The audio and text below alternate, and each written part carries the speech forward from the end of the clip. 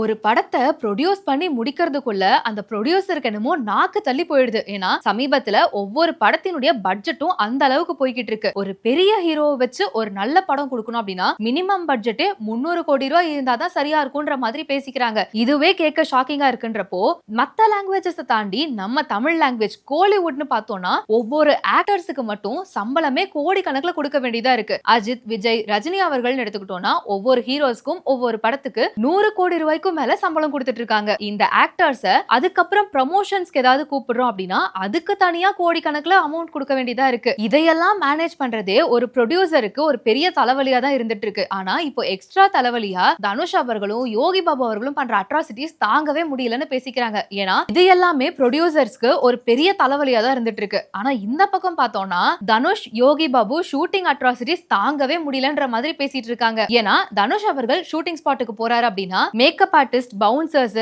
Assistant, costume designer கிட்டத்தட்ட 25 பேரை அவர் கூடவே கூட்டிட்டு போறாராம். முக்கியமா தனுஷ் அவர்கள் வீட்டு சாப்பாடு மட்டும் தான் சாப்பிடுவாரு அப்படின்றதுனால குக்கிங்க்கும் ஒரு 3-4 பேரை தனியாவே வச்சிட்டு இருக்காராமா. இவங்களுக்கும் சேர்த்து ப்ரொடக்ஷன் காஸ்ட ப்ரொடியூசர் தான் பார்க்கணும் அப்படிங்கறதுனால இதுவே எங்களால தாங்க முடியலன்னு சொல்லிக்கிறாங்க.